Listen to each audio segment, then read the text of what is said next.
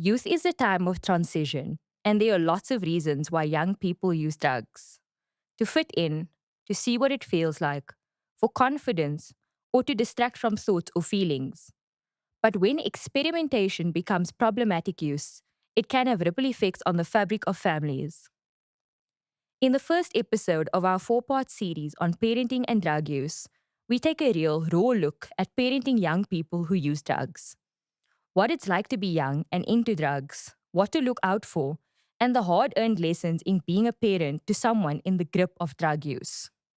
You will hear deeply personal experiences from two young people who use drugs and from a parent whose children use drugs, as well as from a community worker supporting families. I'm Anka Herdsama, and you are listening to Say It Anyway, the Narcosa podcast, where we dive into the untold stories.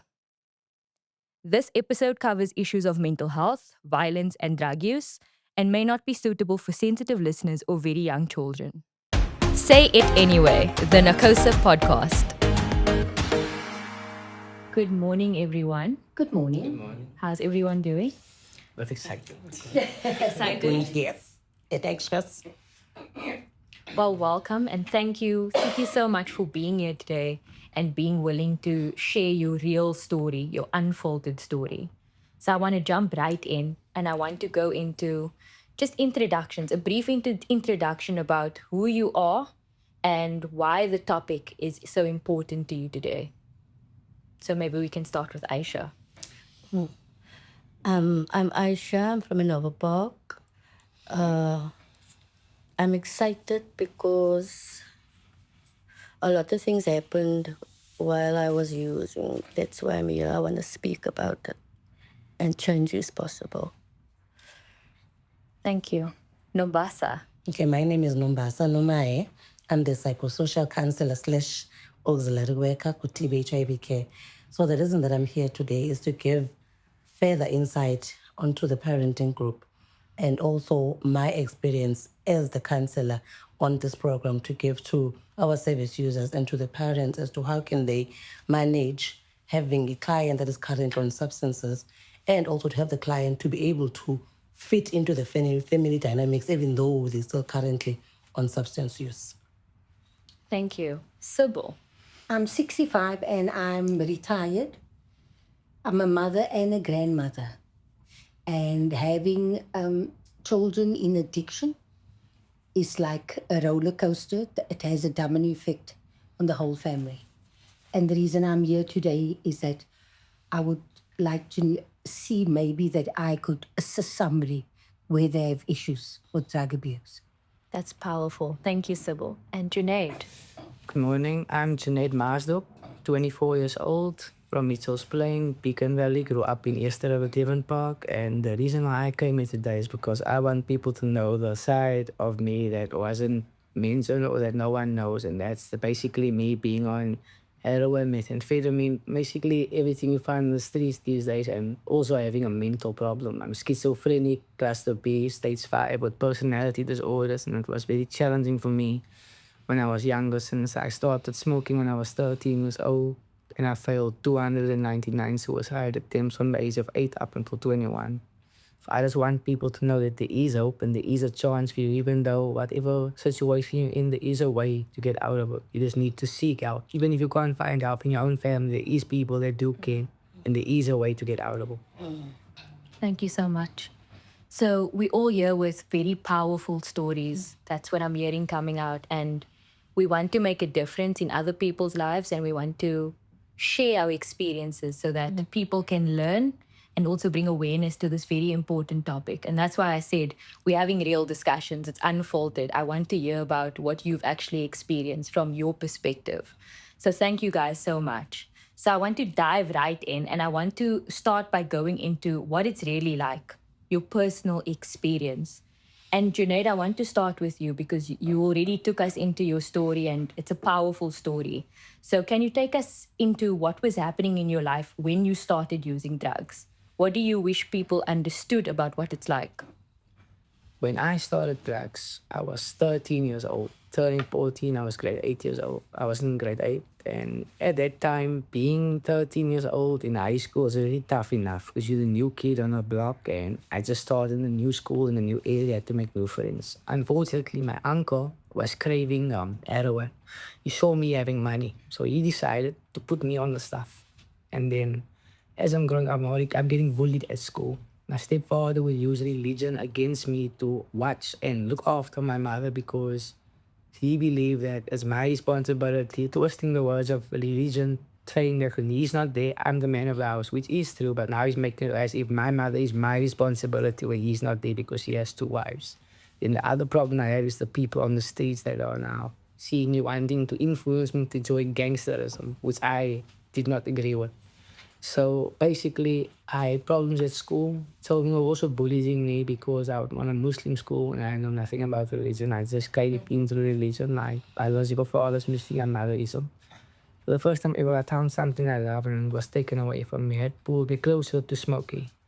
I started stealing from my stepfather's bank accounts. I started being high in school. The merchant, even I got him on speed dial. I would come bring myself to school. I would pay him later and I would smoke in class, in the toilet. I wouldn't give it was playing time, whatever time. As long as I had my smoking time was the most important time to me.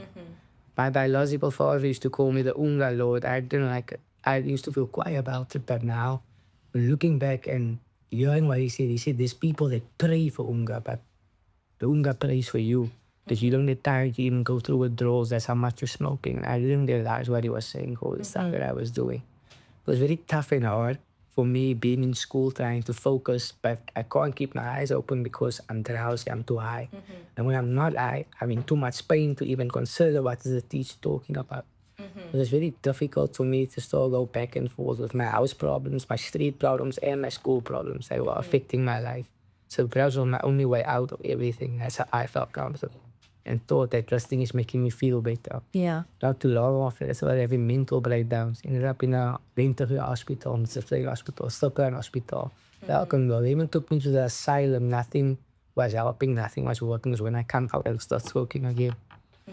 And then I found out what the problem was. The problem was after I went to Taylor, that rehab helped me because they said it's a physical withdrawal, a mental withdrawal, and an emotional withdrawal.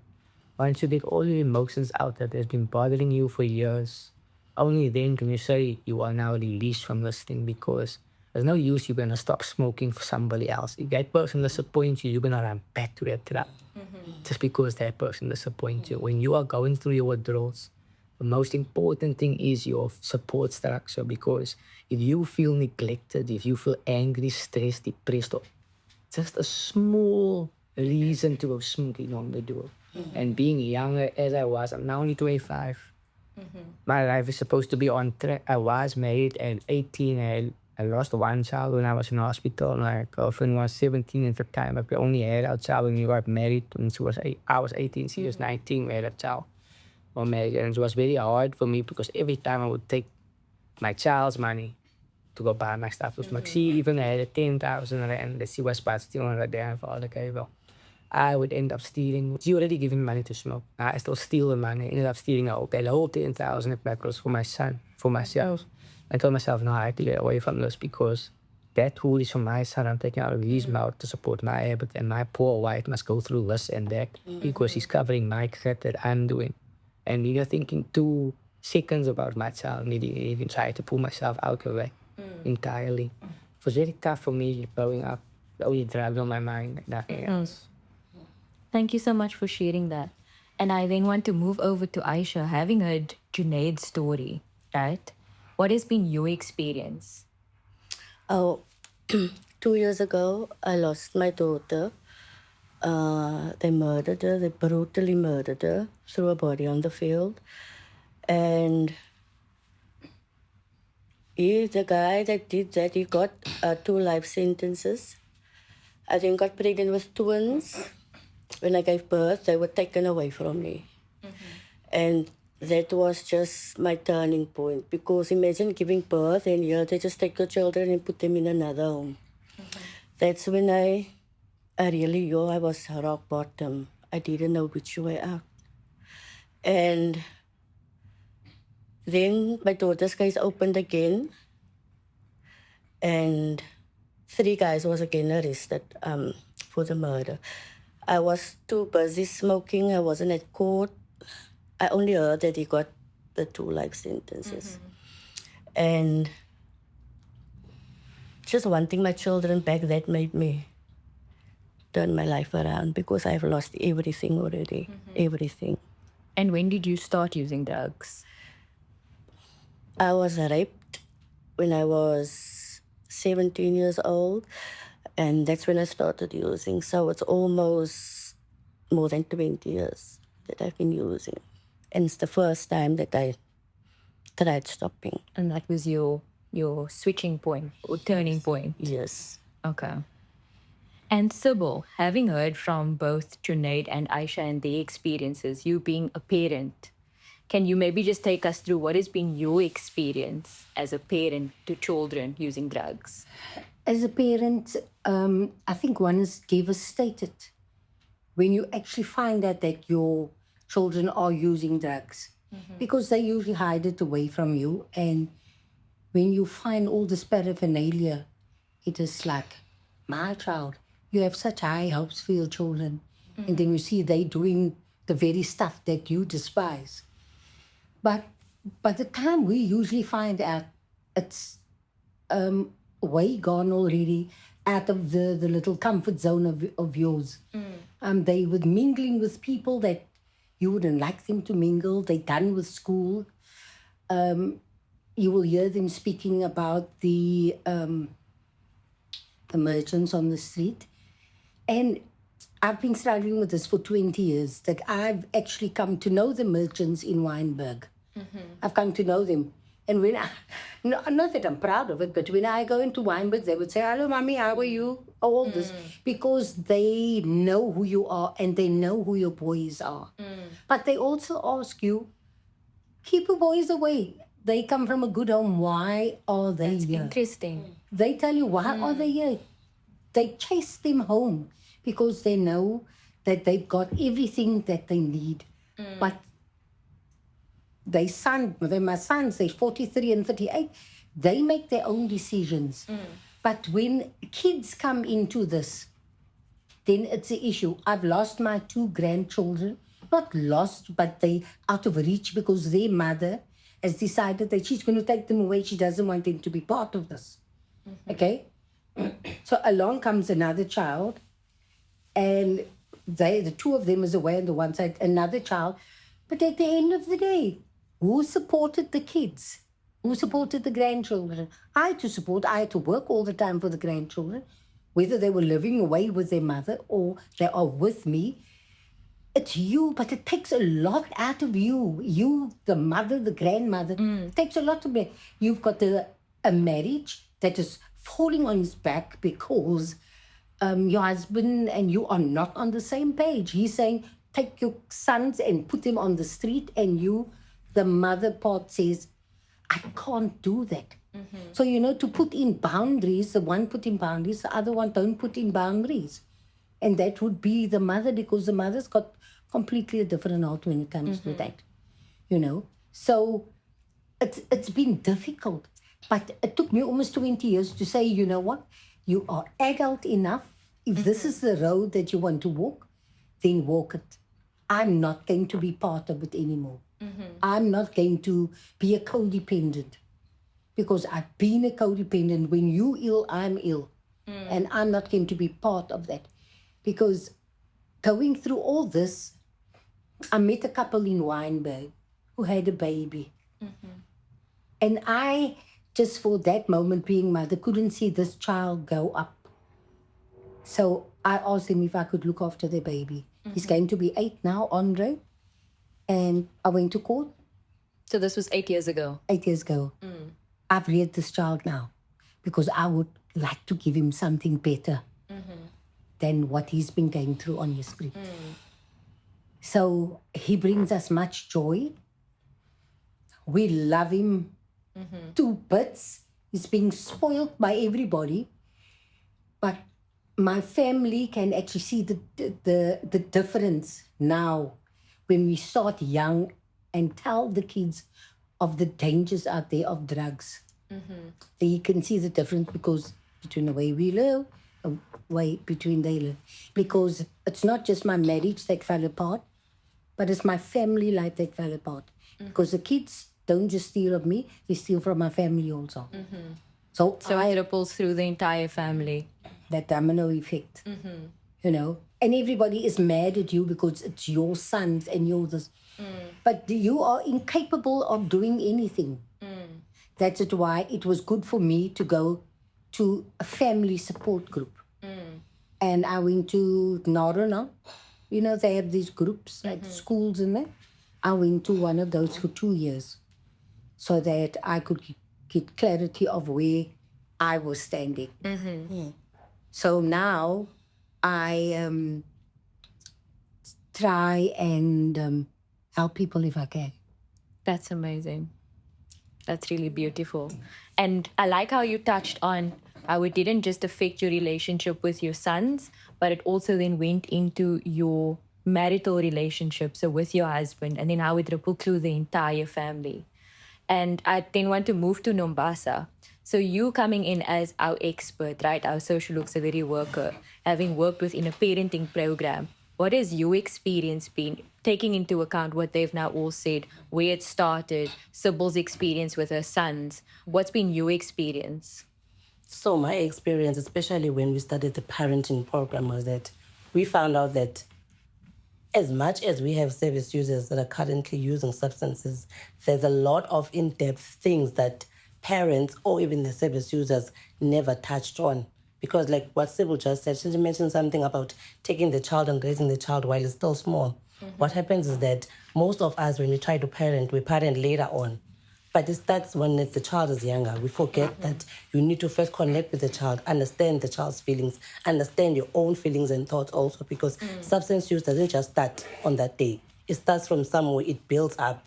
It's from certain triggers that come up, your self-esteem, the pressure that you get from outside, the neglect that you're not getting from home, the love, the safety. And then you find that the service users now, because the lack of that kind of support coming from home, coming from the community or other support system, makes them want to run to the drugs. I think somebody in the organization said something about heroin, that is a love drug. It makes you feel warm. You get some sort of an emotional feeling coming from it. It takes away all of the hurt and the emotions, and it numbs everything.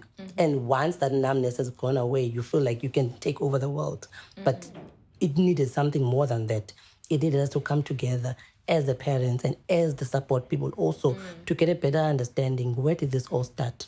What can now I do as the support person to help my person to be able to overcome the substance use and understand it's a journey, it's a process. We need to understand where things start and what can we do to better the situation for parents and the service users. So my experience was that it's not just about the substance, but it's about the individual, both individuals that are both being impacted, the parents in the household, the service user also being impacted because we think that they just use the drugs just to feel that good.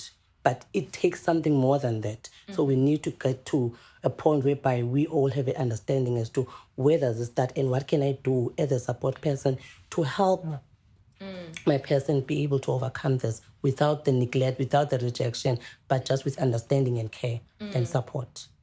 And I think Sybil touched on this, but I want to get your expert opinion. What is the experience like from what you've seen with parents in how they have to balance setting boundaries, but then also being there for their child? I think there's a session in the parenting group that touches about boundaries and being able to build a trust that is very, very difficult, especially for the parents. Because now, remember, you might find out that a service user has done so many damage along the way. So now you're trying to create some clear boundaries and to say, this must not happen, but I also trust you with this. But it's not that easy. Trust takes a long time to build. And once it's broken, it doesn't just get fixed trust immediately. So you need to take some time in order for you to also understand that if I as a parent or Sybil as a parent comes over to Ayesha and say, Ayesha, as much as I want this to happen between the two of us, at this point, I'm not there yet. And for Ayesha to be able to understand that the reason why she is acting this way is because of all the things that I've done in the past. Yes, she's willing to give me that, but I need to earn it. Once I've earned it, then we can be able to clear the boundaries and I can then regain the trust. Then me and he can come down into a point whereby I can say, I'm able to send you to the shop with my card because I am able to trust you now. But also you need to understand my boundaries. You're not allowed to overstep them. If I say this is not going to happen in my house, it's not going to happen. And you need to understand that. You need to understand the reasons why I'm saying that. So yeah. Sybil, I see you nodding and saying a lot. What's your thoughts? No, I'm just saying, you know what? Getting that trust, it's almost like impossible. We know there's hope out there, but it's very difficult to trust them. It's very difficult because you can trust them today, Mommy, I am going to do that. Don't worry, I'll do that. But 3 weeks later, he's taken that ring again, or he's taken that very thing that he said he's not going to take. He takes it. Because he's just getting one of those vibes again that, you know what, maybe I'll just go to Weinberg and go be with my friends. Because, you know that birds of a feather, you know, they flock together. And I know, and they know each other. Doesn't matter where you're walking, they will remember you that we smoked together. And the trust is a very difficult thing to do. I try. My husband doesn't trust at all. And it's sad that you have to lock up your things, lock your room, put gates on so that nobody can go in there. Because if you think of all the thousands and the hundreds that you have lost personally because of your sons and not being able to trust them. Junaid, I see you having a reaction to what Sybil is saying. For just my thing, I understand what he's saying. It's not about the trust is very, very difficult. Once you have it, you lose it. It's hard to get back again because there was a time, right? Like when my family, like when they found out when I was smoking, because of the experience they had with my mother and my uncle, they put me on drugs. They already assumed I was going to be the exact same way as they were, which I wasn't.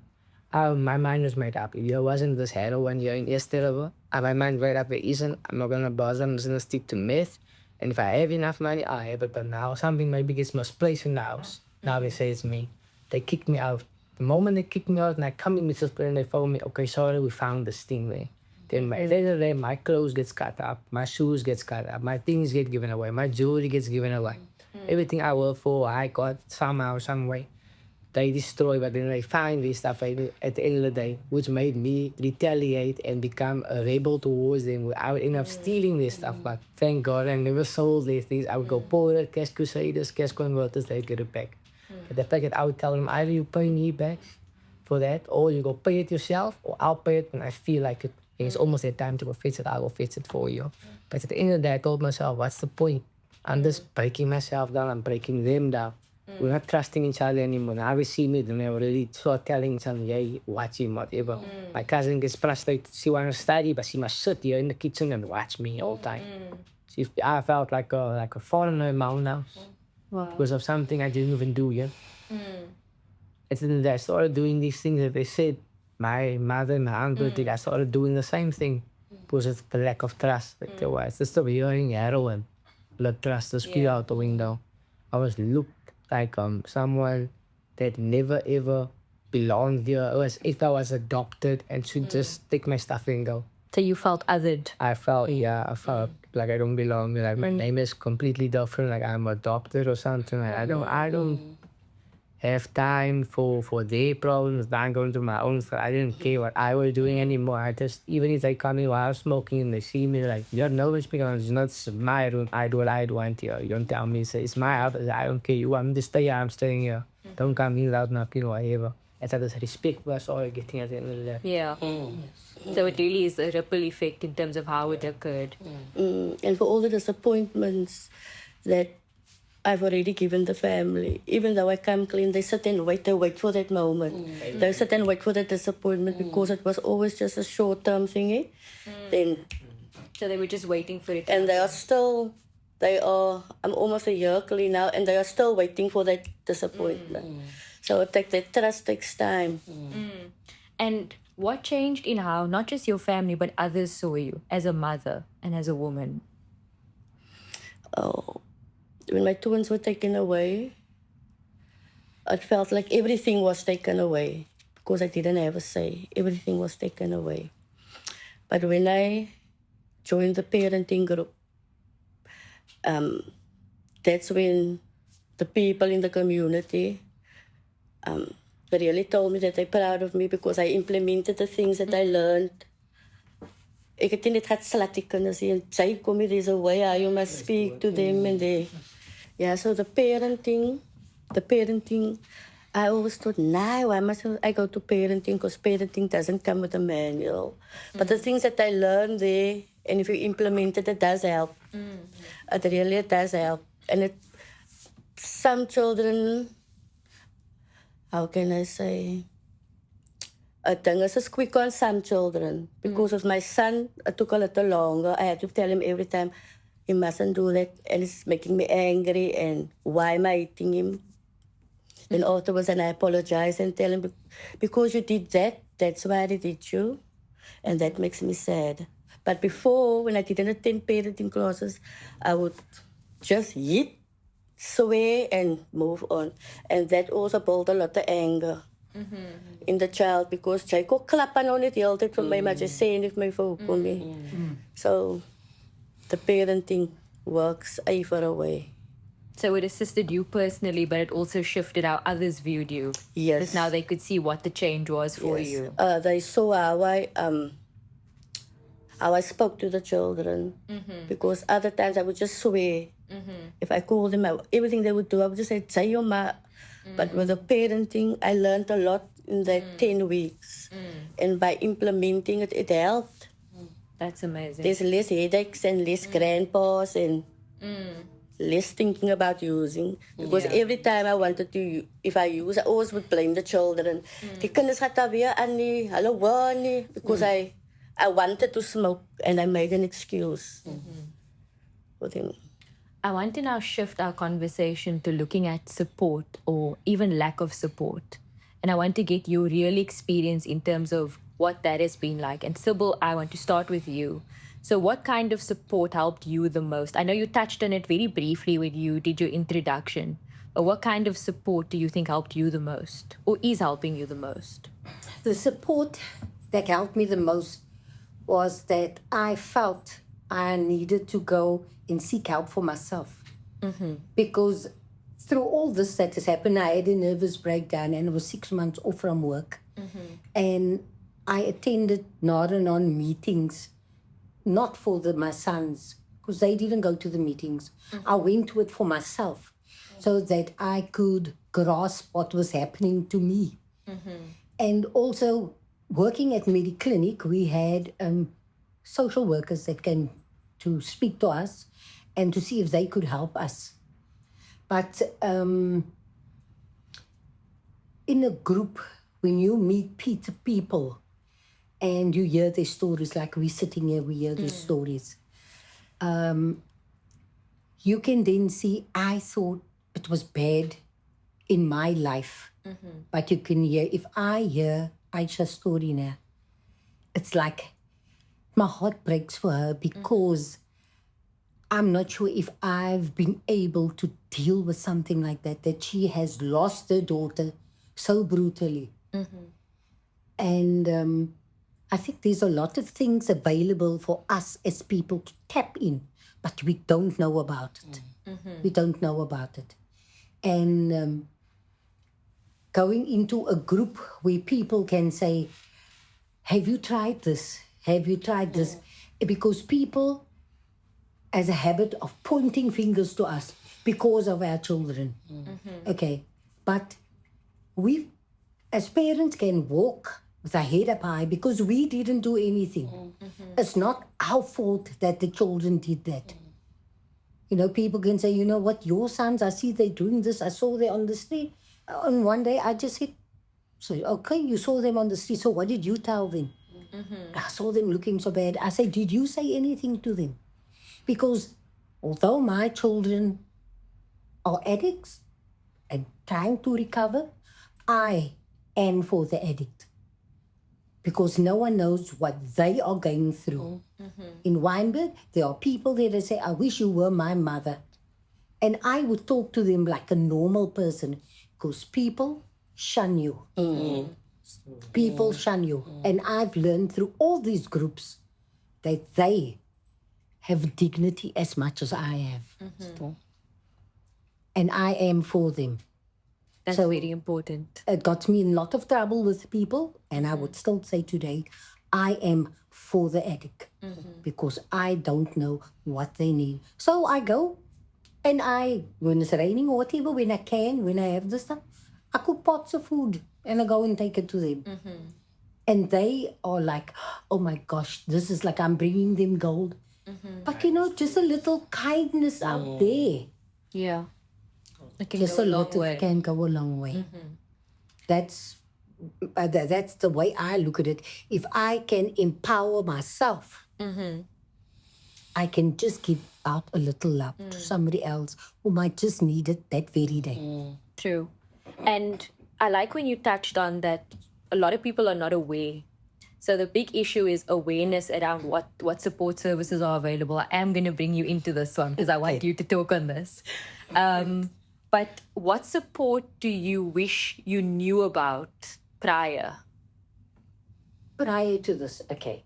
So you Firstly, I would have wanted to know where to go. Where to go. Not just, you know what, your son can go to rehab and you can go for 3 weeks or this, that, and the other. Yes, they were on my medical aid. They went to all this. But it doesn't stop there. There should have been more things available when they are done with that. Because those are private clinics. So you detox in that 3 weeks that you are there, and afterwards they're done with you. You know, this is a long-term thing, a very, very long-term thing. And another thing is, while they were doing that, they didn't have anything for the parent itself. They would call you in and say, you know what, I'd like to speak about his drug usage, blah, blah. It's all good and well, but it ends there. It just ends there. So I would know that there is things, look, if it must happen today, I want to know that, you know, Nombasa is there for me. Naranon is there for me. I can get a little out of Nombasa, I get a little out of Naranon. I can go to my private GP and he can say, you know what, phone this there, go to this place, and they will give you information and they can help you. Because the parents are drug addicts. The children, there is not enough for that grandchildren of mine. There is not enough out there to make them aware. I think they should have it more in the schools. Because children are using drugs in the school. They are drinking in the parks after school. They're doing all these things because there's nothing else available for them to do. They should be more proactive in the schools to say, these are the things that are happening out there. Please be aware of it. Nombasa.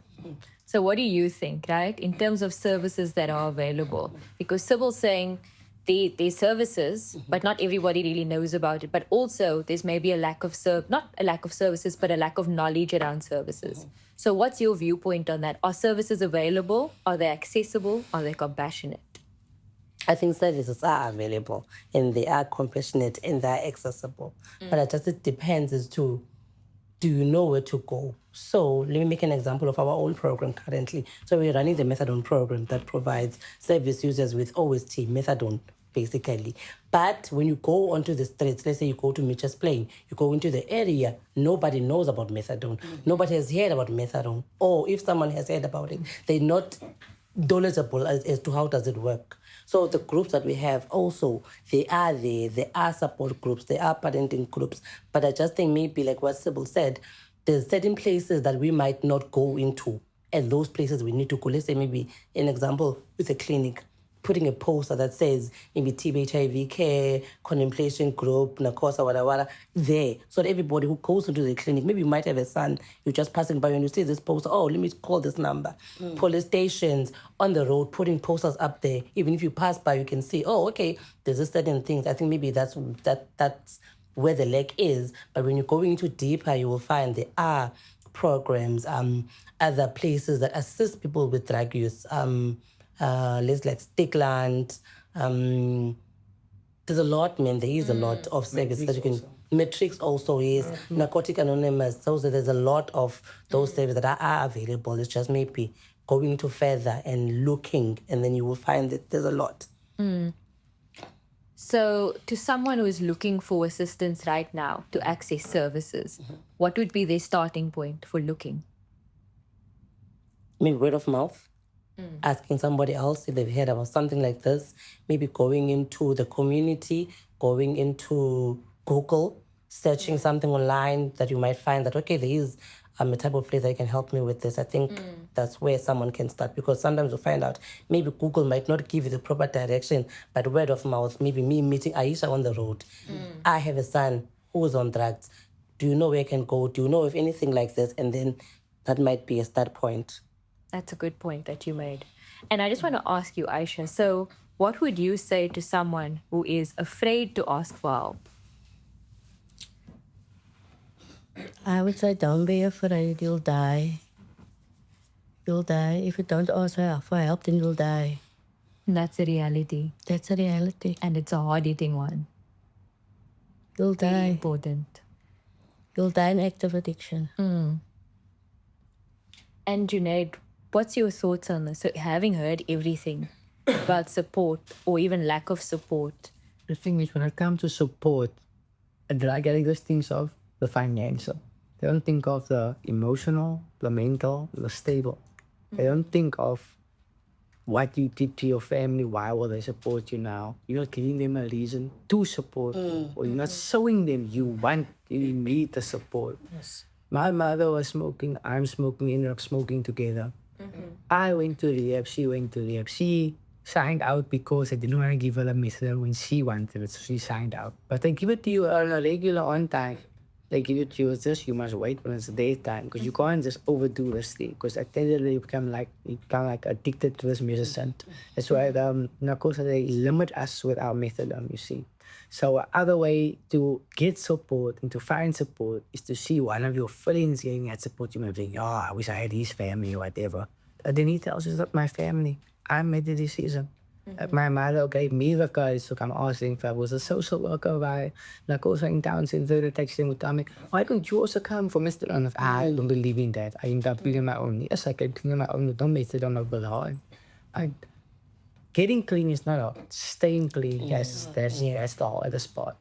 Because the social worker break me every day. Why don't you also come? No matter here, why are you not here? Then I'm like, okay, let me give this a shot. And then, I never felt so connected with the social worker, the treatment, with this lady right here, with the experience. I felt like I was a member of a family I never knew existed. Because there was a time when I had to pay a debt off that my mother owed for some reason. My taxi fare to get back to here is terrible. I'm scared to be stuck here in Eagles Place. I'm scared I'm going to go smoke again. This guy comes, he takes my money because my mother owes him money and he wants it now. My mother also, I can confirm, my mother told me before I went to go with my medicine, she told me she owes this guy, but she only has the money at this time. Yeah, I come from the hospital. I'm going to the hospital to get my medicine. Yeah, this guy just takes my money. The social worker, I started crying. I told her, no, my grandma never will give me taxi fare again. If I tell her, no, I don't have taxi fare to go home, I'll go back inside to her. She told me, she gave so wiped the tear from where she told her, I don't want you to be here to use, so yeah, I want you taxi vehicle. It's 50 rand, 50 bus. Tell me, here's the money, go. Just come. I'm like, no, this lady, she didn't even consider what right. She just said, yeah, take it, go. I know you're going to use it if you stay here. I was like, I kept my teeth. I never felt so relieved in my life. Like I had to count on them at any time of the day, whether it is night or they'll tell me, okay, it is late night. What's the problem? Okay, I'm a bit sleepy, I'm drowsy, but what's the problem? Okay, you're doing this, doing that. Okay, tomorrow I'll call you and I have this number, or I can pitch you. And they come. Immediately, as soon as the sun comes, they are there for you 24/7. No, even they're off time, they don't care. They'll tell you, I'm a bit busy now, I'll phone you in a moment. If I can't phone you, where can I find you? They'll make a way for you.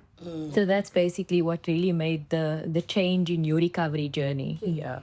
No, That support. that was the support, yes. What made an eye opener for me was when my father's mother, my grandmother passed away last year.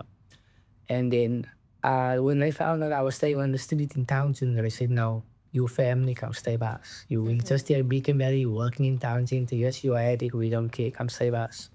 Whereas an eye opener for me was when I made the hardest decision in my life. I had to, every day when I was done working, setting up the stalls here, I only get like 20 rand or 40 rand if I get 2 stalls or whatever. Now I must make a decision. Either I have something to smoke for the night, my family gets to eat the bread tonight. What am I going to do? There was a time when Narcosan gave me like a few stuff for the house. I wanted to go and sell it, but I said, oh, I can't just, I'm not going to sell the stuff. Oh, I can't do that. We need this. I even cried. Even the merchant saw me buying a bread and then he ended up giving me drafts.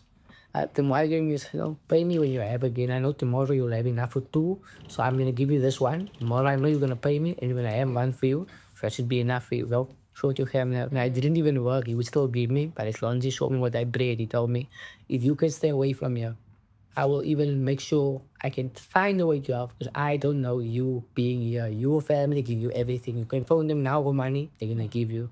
The family you're staying with now are struggling, but yet you are still willing to buy a bread and to sort your withdrawals out. And just the fact that the merchant is willing to support me to get away from here, that was an eye opener for me. But them supporting me more than that merchant was the later mercenary. He didn't just like, why are you helping me? Who gives drugs for free? I mean, come on, who now really gets it for free? But also you did say it's not for free. He also did say, I must pay it back. So what happens if I can't pay it back? You understand what happens if it dates? And it's a debt that needs to be paid. One way or another. Look there, that guy took my money because my mother owed him money. I didn't even owe him money. Yeah. So what's the merchant not going to do? Exactly. And with all of this being said, and I want to shift our focus to how do we move forward? Right? We spoke about support or lack of support. We spoke about everybody's experiences. And we also looked at the ripple effect through the family. And not just your immediate family, but how it ripples through the entire family. So I want to ask a question. This is not, I'm not going to put anybody on the spot. I want to hear your guys' perspective. If you could build the kind of support system that you wish you had, what would it include? Firstly, admitting you have a problem. Secondly, knowing the fact that you're unable to support yourself, and you have no way to support yourself. Is there a way that I can support myself without needing expensive cost or going through a lot just to get to where I need to get? Is there someone that can help me right now? Do I need to wait? Is there a place available for me? Is it available for me? Is it free for now? Can I pay it off later? Is there going to be work? Is this going to help? Will it be benefit for me at the end of the month? Yeah, that's basically it. It's like you are worried too much about what if, but you're not worried about what can be. That's the biggest flaw there. Ayesha. Services available. Like when I was in my lowest rock bottom top, but so there was a hand, and that was the social worker at Narcosa. She was the one that, there must just be a hand. There must just be someone, anyone willing to lift you up. Because all the others want to keep you down. It must just be that one person. Sybil. I think that in our own areas, there's a lot of things to tap in, Narcosa, Naranan, and all these places. But I think just in our local community, they have all these, they go to the school, but it's in that area and in that area which people can't get to. So in our local communities, we should just have a little group, whether it's the parents or the drug addicts, because if you look at statistics today, just about in every family, there is a drug addict, whether it's my son, my sister's son, my grandchild, or my brother's son, or in that chain, there is someone who is addicted. And if we can just have something in our community where we can go and someone can help and just send you in the right direction. You know, if they could just say, for instance, someone know, you know what, Sybil lives at number 2 7th Avenue. She's been struggling with drugs for so many years with her sons. I wonder if I can just go to her today and ask her, Sybil, look, I know you've been going through this.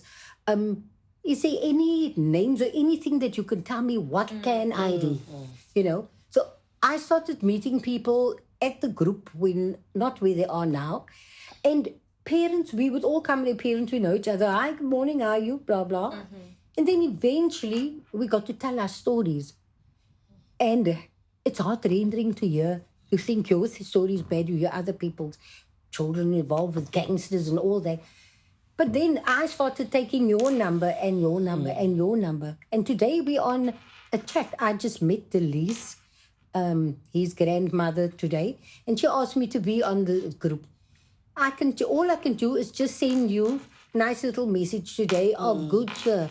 You might be feeling down today, but my little message of faith, of course, that is what carries me through every day, my faith. And I can send you a little message. And when you receive the message, you think, oh, thank you, Sybil. You know what? This is just what I need today. Or thank you, Benita. You know, I love that little quote that you sent me today. And with, sorry to cut your word, but with you sending the little message in your little support group that you have, what is the one thing that you say to people who are parents, not people, to parents who are on the edge of giving up? There is hope. There is hope. Some people might not believe.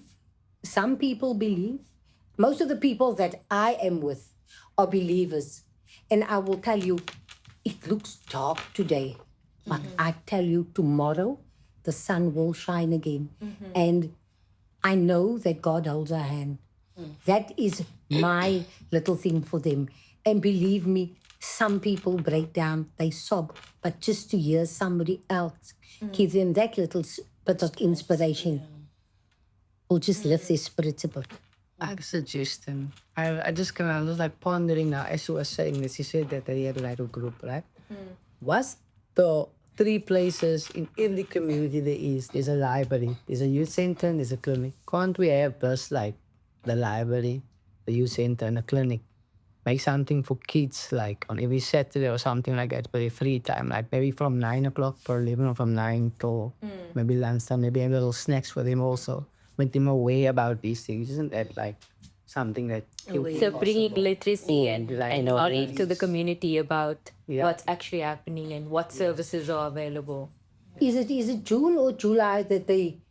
Is it June that they Youth talk? month. Is it the Youth Month? That they talk about drugs now. Now I've worked at Constantiaberg and I got some of your brochures and things, and I took it there. You were a nurse. No. I was not a nurse.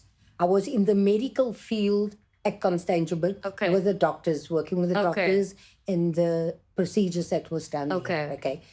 But I was always, I'm friends with the social worker, Jill Hagberg there. So she would say, you know, I need this poster or that poster or whatever, and I would get from them. And we would put it up in the month of June about drug awareness. But that's the only time that you see drug awareness. Or you go to the nurse and you see this little brochures lying there. It's, as Nombasa said just now, it's never up there when I walk. It's not out there and I say, oh, that's a beautiful picture of drugs. You know what? It's promoted out there that people can see it. Every day they walk past the station. That big billboard out there. it should be there to say, More awareness. do you have a problem? We're here for you. And then also awareness around support programs, not just support programs, but programs for young people, where young people get to know more about drug use. What does it mean? You get to hear Junaid's story, you get to hear someone like Aisha's story, and how does that affect your life, and how does that affect the decisions that you make, essentially? Yes. Exactly. Very important conversations. And Aisha, I want to ask you, so to a young mother who feels like she's lost everything, what is the one thing that you would say to her right now? Pray, pray. That would be your advice. That would be my advice. And to Junaid, what would you say? If the- Not a young mother, to a young person. I would say that first of all, don't judge your child if they are using. Keep them out. Don't be too hasty to get them away from you. Don't treat them like a disease as if they are coronavirus. You need a mask, you need to sanitize. Don't treat them like that. Treat them as a human being because they're still a person at the end of the day. Also, get to hear their side first. Don't ask them what did they do to you. Ask them what did you do to them. Don't be on your child's side also. Don't be against him as well. Be with him and making sure there's a thin line between love and hate. Because there was a time when I used to hate my mother, but I still loved her. I love the fact that I hate her and I hate the fact that I love her. That's what it was at the end of the day. And that sometimes it's a bit hard to, how do you say, for a parent to know that, oh, my child is doing this thing I told him not to do. Now, he told me stay away. He didn't tell me why must I stay away. I said, it's so fun, it's cool. Everyone's doing it, why can't that? Yeah, I'm stuck with it. Everyone else left it. I'm the only one here with a problem. Understand? They just said don't do it. They didn't say why I shouldn't, bro. That's the that's just like explain to them exactly what is gonna happen. Or take them to areas where you know poverty is high there. Show them what's going to happen. Take them to towns and show them the people on the bus terminals, on the taxi rank. Show them the people sleeping on the streets and let them speak to those people and let those people explain to them what this is that they are using and how fun it really is. Let them open their eyes. I think if a person if the police picks you up for drives, or just having a residue of drives on, yes, they pick you up, have a court, don't find you. They maybe give you community service the first time. They catch you the second time and then take you to jail. They don't give you another chance. Like the first time they give you community service, I understand your first offense. Why on the second time or the first time immediately be giving you an option where you can go to a rehab or you go to jail? Your choice. Get clean or go to jail. It would have been better because this is what they did for me. I got arrested 3 times in a row, 3 weekends in a row. First a Friday, Saturday, then a Friday again. The coast was there for me.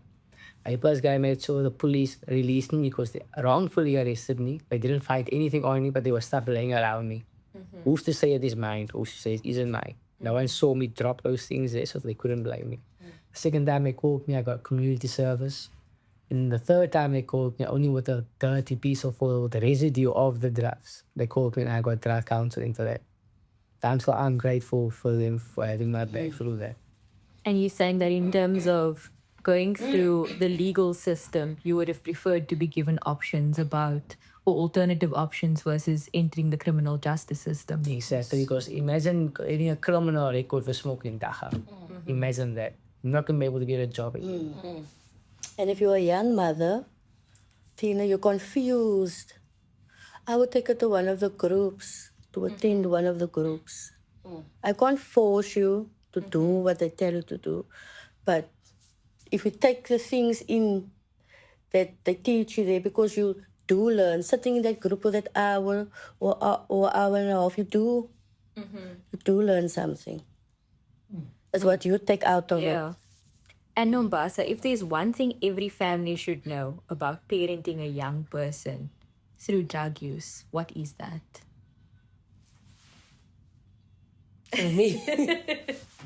For me, it would be treat your child as a human being. Understand where they're coming from.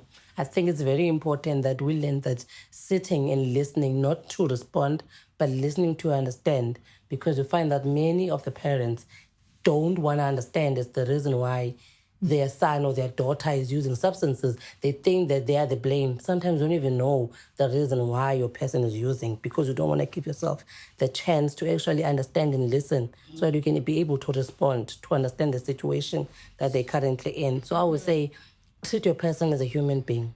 Give them the dignity and respect that they deserve, irregardless of the substance use. And remember, even if you're angry with them, you're not angry at the person, but you're angry at the behavior and what caused that behavior, but not the person, because you love your child, you love your son, you love your daughter. So treat the focus on the substance or focus on the issue, and also not on the person. Yeah, that love needs to stay there. That care needs to be there. Love, care, understanding needs to be there, because they still need to feel that. The minute they see you rejecting, you don't want them, then that's when they start to retaliate. But when you still see, I'm still here, I'm listening, I'm here for you, what can I do, how can I help? Then that's when the beginning point starts. The change process starts between you and the child. Yeah. Yes. That's such a beautiful point. And that brings us to the end of today's session. I think we touched on such important conversations and from everybody's perspective. And it was so beautiful to have everybody talking about the topic, but from a different perspective. And really getting to hear from a parent, then hearing from Junaid, then hearing from you, who was pregnant at the time and went through that experience, went through a parenting program as well. And then you, Nombasa, just enlightening us with your expertise. So thank you all so much for just engaging with me today on such an important topic and being raw with me. You know, you just met me, but you're just being raw with me. And I really, really appreciate all of you for sharing your stories. So thank you.